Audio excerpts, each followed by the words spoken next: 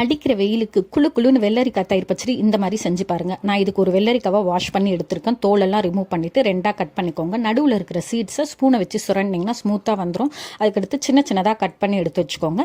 First ஒரு paste ready பண்ணிக்கலாம். 2 பத்தை தேங்காவை சின்னதாக கட் பண்ணியிருக்கேன். 1/4 டீஸ்பூன் ஜீரகம், ஒரே ஒரு பச்சை மிளகாய் எல்லாமே சேர்த்து தண்ணி எதுவும் சேர்க்காமல் ஃபைன் பேஸ்ட்டாக அரைச்சி ரெடியாக வச்சுக்கோங்க.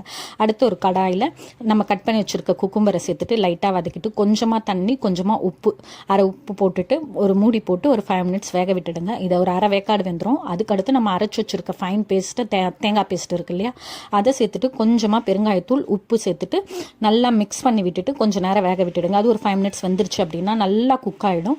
அதுக்கடுத்து கொஞ்சமாக லேசான புளிப்பு இருக்கிற மாதிரி கட்டி தயிர், அந்த லம்ஸ் எதுவும் இல்லாமல் கட்டி தயிரை ரெடி பண்ணி வச்சுக்கோங்க. கட்டி தயிரை சேர்க்கும் போது ஸ்டவ் ஆஃப் பண்ணிவிட்டு கட்டி தயிரை சேர்த்துட்டு நல்லா மிக்ஸ் பண்ணிவிடுங்க. டேஸ்டியான தயிர் பச்சடி ரெடி ஆகிடும். ஃபைனலாக ஒரே ஒரு தாளிப்பு தான் கொடுக்கணும். கடுகு கருவேப்பிலை தாளித்து இதில் மிக்ஸ் பண்ணிட்டீங்கன்னா குழு குழுன்னு வெள்ளரிக்காய் தயிர் பச்சடி ரெடி. இந்த வெயிலுக்கு அவ்வளோ அமிர்தமாக இருக்கும். அப்படியே எடுத்து சாப்பிட்லாம். ட்ரை பண்ணி பார்த்துட்டு எப்படி இருக்குன்னு மறக்காமல் கமெண்ட் பண்ணுங்கள். தேங்க்ஸ் ஃபார் வாட்சிங்.